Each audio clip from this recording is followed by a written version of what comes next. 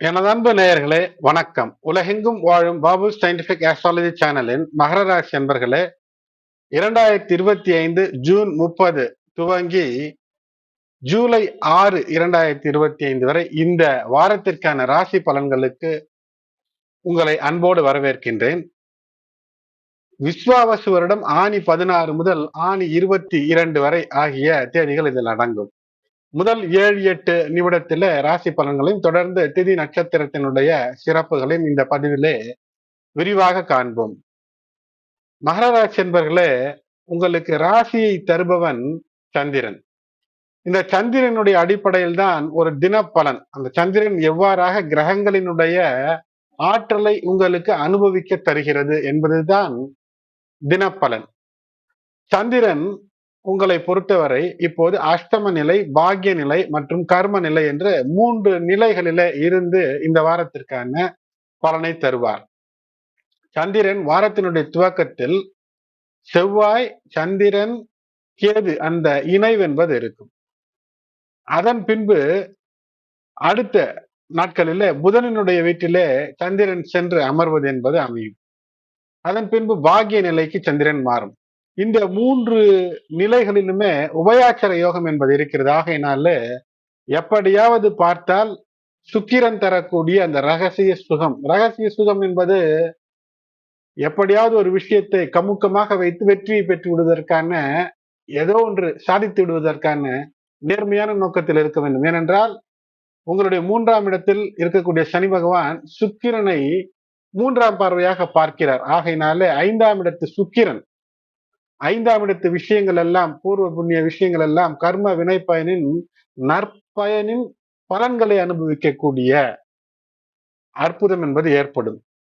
உபயாச்சர யோகம் இருக்கிறது, அனபயோகம் இருக்கிறது. அது மட்டுமல்லாமல் இந்த வாரத்துல கஜகேசரி யோகமும் அமைகிறது. ஆகையினால வெற்றி, புகழ், சந்தோஷம், முகப்பொலிவு தோற்றம், நல்ல அருமையான தூக்கம் இல்லாத நிலை என்பது வருத்தம் ஏற்படும், மனக்குழப்பத்தை தரும். அந்த மனக்குழப்பத்திலிருந்து நீங்குவதற்கான வாய்ப்பை குரு பகவானுடைய பார்வை பலம் தருகிறது. ஆனால் அதே சமயத்துல வாரத்தினுடைய துவக்கத்தில் சந்திரன் அஷ்டம நிலையில இருப்பதனால் புத்தம் புதிதாக துவங்க வேண்டிய விஷயங்களை தவிர்ப்பது நல்லது. ஏற்கனவே பயணத்தின் பாதையில இருக்கிறீர்கள் என்றால் அந்த பயணங்களை தொடரலாம். புதிய பயணங்களை தவிர்ப்பது நல்லது. இல்லை என்றால் புதிய விஷயங்களை தவிர்ப்பது முதல் 3 நாட்கள் திங்கள், செவ்வாய், புதனிலும் கூட தவிர்ப்பது நல்லது. ஏற்கனவே நடைபெறக்கூடிய விஷயங்களில பிரச்சனை இல்லை. அதே சமயத்தில் செய்யக்கூடிய விஷயங்களிலும் சற்று கூடுதல் கவனத்தோடு இருப்பது நல்லது. நவாச யோகங்களிலே தாமினி யோகம் என்பது இந்த 3 நாட்களும் இருந்து உங்களுக்கு அற்புதத்தை செய்ய காத்திருக்கக்கூடிய அமைப்பை ஏற்படுத்துகிறது. அது மட்டுமல்லாமல் இந்த வாரத்தினுடைய துவக்கத்திலே கோபம் என்பது நிச்சயமாக கூடவே அறவே கூடாது. கோபப்படக்கூடாது. கோபம் இல்லாமல் அமைதியாய் சாந்தமாய் உங்களை யாரேனும் ஏதேனும் ஏற்றி விடுவதற்கு, கோபத்தை உச்சியில் ஏற்றி உங்களை வேலை செய்ய விடாமல் மயக்க செய்யக்கூடிய, சிந்தனையை சிதறடிக்க செய்யக்கூடிய நிலைகளிலிருந்து அப்பால் இருந்து வெற்றிக்கான வழிகளை காணலாம். நீங்கள் தீட்டக்கூடியது கூரான ஆயுதம் அல்ல, உங்களுடைய புத்தியை. இந்த நேரத்திலே கூரான புத்தியை தீட்டினால் வெற்றி என்பது நிச்சயமாக இருக்கும். உங்களுடைய ராசிக்கு அஷ்டம நிலையில கேது செவ்வாய் இணைவு. இந்த செவ்வாயானவர் லாபாதிபதி மற்றும் சுகத்திற்கான அதிபதி. கேதுவோடு இணைந்திருக்கும் போது மிக சாதுரியமாக சாதுவை போன்று எதை பெற வேண்டுமோ அதை பொறுத்திருந்து, இந்த ஒரு தவக்கோலம் என்று சொல்வார்கள் அல்லவா, பொறுத்திருந்து எதை எதிர்பார்த்து செயல்படுகிறீர்கள் என்று அடுத்தவர்கள் புரிந்து கொள்ளாத அளவிற்கு ஒரு செயல்பாட்டில் ஈடுபட்டு வெற்றிக்கான வாய்ப்பை பெற்று விடுவதற்கு அற்புதமாக இந்த கிரக நிலைகள் எல்லாம் அற்புதமாக துணை புரிகிறது என்று தான் சொல்ல வேண்டும். ஆகையினாலே அமலயோகம் என்பது ஏற்படுகிறது. வெற்றி இருக்கும், ஆடம்பரத்திற்கான வாய்ப்பு அதிகமாக இருக்கும், தொழில் துறையில வெற்றிகள் கூடும். இப்படி பல நிலைகளிலே அற்புதம். ஞாயிற்றுக்கிழமையே அந்த சந்திராஷ்டமம் துவங்கி செவ்வாய் கிழமை கிட்டத்தட்ட 3:24 PM வரை மதியம், அந்த 3:24 வரை இருக்கு திங்கள் செவ்வாய் முழுவதும் சந்திராஷ்டமம். ஆகினாலே சற்று கவனம். குடும்பத்திலே உங்களுடைய உறவு மற்றும் நட்புகள் எல்லாம் ஒரு தூணை போல் தாங்கி நிற்கக்கூடிய அமைப்பு இருக்கும். நீங்கள் ஒரு வானை போல் பறந்தால் பறந்து விரிந்திருந்தால் தூணை போல் தாங்கி நிற்க உறவுகளும் நட்புகளும் இப்போது அந்த கட்டமைப்பு உருவாகும். ஆகையினால உறவுகளோ நட்போ முரண்பட்டு இருந்தால் அதை மீண்டும் பகைத்துக் கொள்ளாமல் மேலும் பகைத்துக் கொள்ளாமல் இருப்பது சிறப்பு. சனி பகவான் ராசிக்கு 3ஆம் இடத்துல இருப்பதனால் உங்களுடைய ஆரோக்கியத்துல இப்போது ஒரு முன்னேற்றம் என்பது இருக்கும். ஆனால் உடல் நலத்தை பேணுவதற்கு யோகா, உடற்பயிற்சி எல்லாம் சற்று கூடுதலாக இந்த வாரத்தில் செய்ய துவங்கினால் வெற்றி என்பது நிச்சயமாக இருக்கும். வாகன பயணங்களிலே கவனம், வீர தீர விளையாட்டுகள் செய்வது அல்லது ரிஸ்க் எடுத்து பார்க்கலாம் என்பது அல்லது சிறிது நேரம் கூட சிந்தனை பிறழ்வு ஏற்பட்டால் ஏதேனும் சிறு சிறு விபத்துகள் கூட ஒரு இரத்த காயத்தை தந்து விடுவதற்கான வாய்ப்பெல்லாம் இருக்கிறது. கவனம். ராசிநாதன் 3ல இருக்கக்கூடிய இந்த சமயத்துல 2ஆம் இடத்துல ராகு குருவினுடைய பார்வையில ராசிநாதன் உத்திரட்டாதி நட்சத்திரத்துல அந்த பயணம் என்பது ஒரு சிறிய மாற்றம் மிகப்பெரிய முன்னேற்றத்தை நோக்கிய வெற்றியை நோக்கிய சிந்தனை தரும். வெற்றிக்கான வாய்ப்புகள் பலவற்றை தரும். 2ஆம் இடத்துல இருக்கக்கூடிய ராகு கைப்பணத்திலே ஒரு வெற்றி, ஒரு உயர்வை தரும். பேங்க் பேலன்ஸ் உயர்த்த நீங்கள் எடுக்கக்கூடிய முயற்சிகள் வெற்றி தரும். பேச்சிலே கவனம். ஏதாவது பேசுகிறேன் என்று, அதாவது நேரத்தை கடத்த ஏதேனும் பேச வேண்டும் என்று பேசாதீர்கள். அதற்கு பதிலாக ஏதேனும் மனதிற்குள் மந்திரத்தை ஜபிப்பது வெற்றியை தரும். 6ல் குரு பகவான், அந்த குருவினுடைய பார்வை பலம் என்பது உங்களுடைய அற்புத நிலைகளிலே கட்டமைக்கப்பட்டிருக்கிறது. அற்புத நிலைகளிலே என்று சொல்லும் போது 10, 12, 2 என்று இருக்கிறது. ஆகினால தொழில் வளத்தை தந்து அதன் மூலமாக ஒரு லாபத்தை தந்து அதன் மூலமாக ஒரு மூலதன எக்ஸ்பென்சஸ், மூலதனத்திலே இன்வெஸ்ட்மெண்ட் செய்வதற்கான வாய்ப்பை தரும். வீட்டு உபயோகத்திற்கான லக்ஸரி பொருட்களை, ஆடம்பர பொருட்களை வாங்குவதற்கான வாய்ப்பு தரும். 6 மற்றும் 9ஆம் இடத்து அதிபதி 7லே சந்திரன். ஆகையினால அற்புதம் என்பது இருக்கும். காதல் என்பது திருமணமாக மாறக்கூடிய அமைப்பு இருக்கும். உங்களுடைய இல்லத்திலே குழந்தைகளுக்கான சிறப்புகள் எல்லாம் ஏற்படக்கூடிய அற்புத வாரமாக இருக்கும். அது மட்டுமல்ல, கல்வியிலே மகிழ்ச்சி ஏற்படக்கூடிய ஒரு அமைப்பை மாணவர்கள் பெறக்கூடிய அமைப்பு. இளையோர் மற்றும் முதியோர் இவர்கள் மீது சற்று கூடுதல் அக்கறை எடுத்துக் கொள்ளும் போது பிரச்சனைகளை தவிர்க்கலாம். நன்மதிப்பு ஏற்படும்படியாக நடந்து கொள்ள வேண்டும். கடின நிலைகளை கடந்து வெற்றிக்கான பாதை துவக்கக்கூடிய வாரங்களுள் இதுவும் ஒன்று. வார கடைசியிலே வாழ்க்கை துணையோடு வேலையிலே வேலை செய்பவர்களோடு எந்த விதமான முரண்பாடும் இருக்கக்கூடாது. அவர்களுடைய உடல் நலத்தின் மீது சற்று அக்கறை ஆறுதலாக இருக்கக்கூடிய ஏற்பாடுகள் என்னவோ அதை செய்வது வெற்றிக்கான வழி. தாயார் வழியிலே நலன்கள் உண்டு. கடன் தருவதோ கடனை அதிக வட்டிக்கு வாங்குவதோ 100% அல்ல, 200% தவிர்க்க வேண்டும். இப்போது கடன் யாருக்கேனும் தந்தீர்கள் என்றால் அது கைமாற்று அல்ல, கைவிட்டு போகக்கூடிய ஒரு மாற்றமாக இருக்கும். கவனம். 8ல் செவ்வாய் கேது. ஆகையினால ரத்தம் சார்ந்த நோய்கள் ஏற்கனவே இருக்கிறது. சர்க்கரை நோய், பிளட் பிரஷர், இவர்கள் எல்லாம் 1க்கு 2 முறை மருத்துவரை பார்த்து ஆலோசனை பெறுவது சிறப்பு. மூளை சார்ந்த விஷயங்களிலே சற்று கூடுதல் எச்சரிக்கை கவனம். கேது ராசிக்கு 8வதுல இருப்பதனால் அரசு அல்லது சட்டம் அது சார்ந்த விஷயங்களிலே சற்று கவனமாக இருந்து ஒரு போராட்ட குணம் என்பது, போராட்டம் என்பது அக்ரெசிவாக ஒரு விஷயத்தை நீங்கள் எடுத்து செயல்படும் போது அதுல வெற்றியை பெற்று விடுவதற்கான வாய்ப்பு அதிகம். இஷ்ட தெய்வ குலதெய்வ வழிபாடு என்பது உங்களுக்கு ஏற்றத்தை மாற்றத்தை தரும். உடல்நிலை சீராகும். அவிட்டம் நட்சத்திரமாக இருந்தால் அஷ்டமஸ்தானத்திலே செவ்வாய் கேது சஞ்சரிப்பதால் உடல் நலத்திலே சற்று கூடுதல் கவனம். திருவோணமும் சற்று கூடுதல் கவனம். அதே சமயத்துல உத்திராடம் 2, 3 பாதத்துல பிறந்திருப்பவர்களுக்கு தடைப்பட்டவையெல்லாம் நடக்கும். குரு அஸ்தமனமாக இருக்கக்கூடிய காலமாக இருக்கக்கூடிய காரணத்தினால் சில நெருக்கடிகள் இருந்தாலும் அது நீங்கும். தன வரவு அதிகரிக்கும். எல்லா காரியங்களிலும் வெற்றி என்பது தேவை. ஞாயிற்றுக்கிழமைகளிலே சற்று கூடுதல் கவனம். ராகுகால வேளையில உக்ரதெய்வ அம்மன் சன்னிதானங்களில் விளக்கேற்றி வழிபாடு செய்வது வெற்றிக்கான வழிகள் பலவற்றை நிச்சயம் தரும். அன்பு நேயர்களே, விஸ்வாவசு வருடம் ஆனி 16 திங்கட்கிழமை ஜூன் 30, 2025 9:24 AM வரை பஞ்சமி. அதன் பின்னர் சஷ்டி. முருகப்பெருமானுக்கான வழிபாட்டிற்கு ஏற்ற நாளாக அமைகிறது.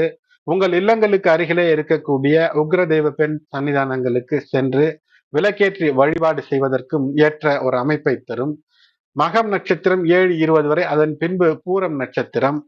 காலை 7:20 வரைதான் மரண யோகம், அதன் பின்னர் சித்த யோகம். இந்த பதிவை கேட்கும் போது திங்கட்கிழமையாக இருந்தால் சித்த யோகத்திலே அமையும். சஷ்டி விரதம், குமார சஷ்டி விரதம் பூரம் நட்சத்திரத்திலே காலை 8 மணிக்கு மேல் நல்ல விஷயங்கள், அதாவது மாடு வாங்குவது, விவசாய விஷயங்கள் செய்வது, மருந்து சார்ந்த விஷயங்கள், மருந்து உண்பதற்கு, மருத்துவம் சார்ந்த குளியலுக்கு ஏற்றதாய் அமையும். அடுத்தது ஆணி 17, செவ்வாய்க்கிழமை ஆணி 17, ஜூலை 1, 2025, 10:20 AM வரை சஷ்டி. அதன் பின்னர் சப்தமி திதி வருகிறது. பூரம் நட்சத்திரம் 8:53 AM வரை காலை இருக்கிறது. அதன் பிறகு உத்திரம் நட்சத்திரம் அமைகிறது. இந்த நாள் சித்த யோகம் மற்றும் அமிர்த யோகம் கூடிய நாளாக அமைகிறது.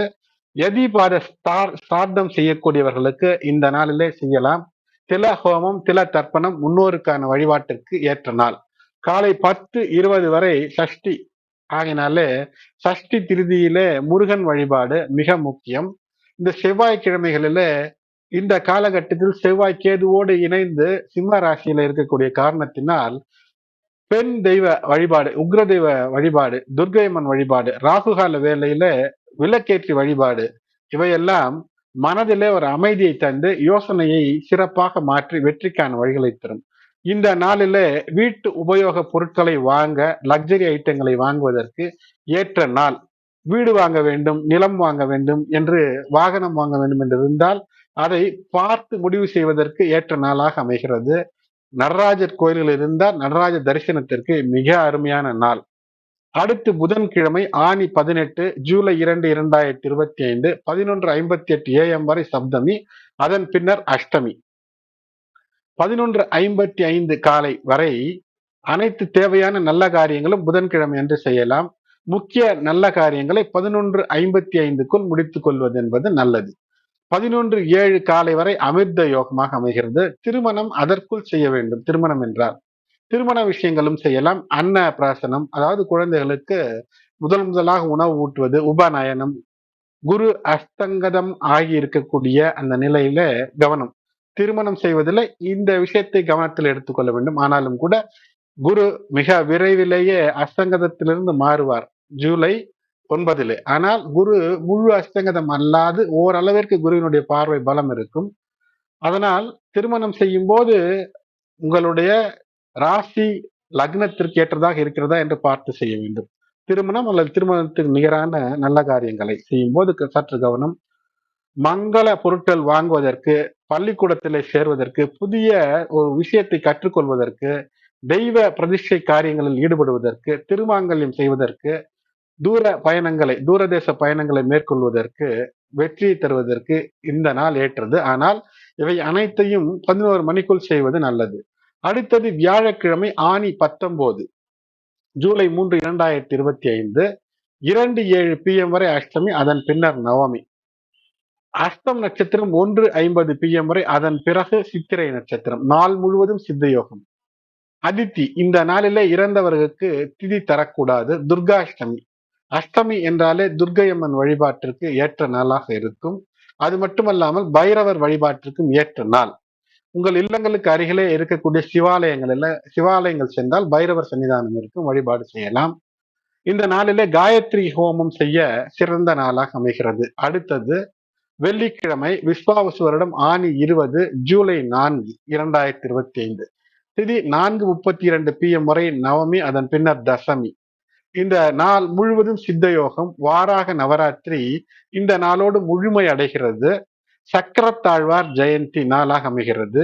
இந்த சக்கரத்தாழ்வாரை வணங்குவது என்பது கோடி சூரியனை வணங்குவது. கோடி சூரிய சமப்பிரப என்று சொல்லக்கூடிய அந்த அற்புத அருளை பெறக்கூடிய அமைப்பை இது தரும். கோடி சூரியன் இருக்கிறதா என்றால் இருக்கிறது. ஆகினால் சக்கரத்தாழ்வாரை வேண்டும் போது நாம் பார்க்கக்கூடிய ஒரு சூரியன் அல்லாமல் மற்ற சூரியனுடைய அருளையும் பெற்று நமக்கு தரக்கூடிய அருள் ஏற்படும். சுதர்சன ஹோமம் செய்ய ஏற்ற நாளாக அமைகிறது. அடுத்தது சனிக்கிழமை விஸ்வாவசு வருடம் ஆணி 21, ஜூலை 5, 2025, 6:59 PM வரை தசமி. அதன் பின்னர் ஏகாதசி. சுவாதி நட்சத்திரம் 7:51 PM வரை. பிறகு விசாகம் நட்சத்திரம். நாள் முழுவதும் சித்த யோகம். சூரிய சாவன்ய மன்வாதி தினம். தில ஹோமம், தில தர்ப்பணம் செய்ய ஏற்ற தினம். பெருமாளினுடைய மாமனாராக கருதப்படக்கூடிய பெரியாழ்வார் பிறந்த நாள் என்று, பல்லாண்டு பல்லாண்டு பல்லாயிரத்தாண்டு என்று பெருமாளுக்கே பல்லாண்டு பாடிய பெரியாழ்வார் ஜெயந்தி. இன்று சுதர்சன ஹோமம் இன்றும் செய்யக்கூடிய அமைப்பு இருந்தால் அது வெற்றிக்கான வழி. இல்லை என்றால் சுதர்சன ஹோமம் நடக்கக்கூடிய இடத்திலே சென்று பங்கேற்பதும் கூட 1000 சூரியனை அற்புதமாய் தரிசித்த அருள் பெறலாம். பெருமாள் கோயில்கள் சென்று வழிபாடு செய்வது குரு தோஷங்கள் இருந்தால் விலகும். அடுத்தது ஞாயிற்றுக்கிழமை விஸ்வாவசு வருட ஆணி 22 ஜூலை 6 2025 9:15 PM முறை ஏகாதசி, பின்னர் துவாதசி. விசாகம் நட்சத்திரம் 10:41 PM வரை, பிறகு அனுஷம் நட்சத்திரம். இந்த நாள் உங்களுக்கு சூரியனுக்கான விஷயங்களை, அதாவது சூரியனை நினைத்து வேண்டுவதற்கு ராகுகால வேளையில விளக்கேற்றி வழிபாடு செய்வது, அம்மன் சன்னிதானங்களுக்கு சென்று வழிபாடு செய்வது, செவ்வாய் கேதுவோடு இணைந்திருக்கக்கூடிய காலகட்டத்தில் எல்லா ராசிக்காரர்களுக்கும் வெற்றிக்கான வழியை தரும். அன்பு நேயர்களே, இந்த பதிவு முழுவதுமாக கேட்டமைக்கு நன்றி. பதிவு பயனுள்ளதாக இருக்கும் என்றால் லைக் செய்யுங்கள். மற்ற உங்களுடைய உற்றார் உறவினர் நண்பர்களுக்கும் இந்த பதிவினை ஷேர் செய்யுங்கள். நன்றி.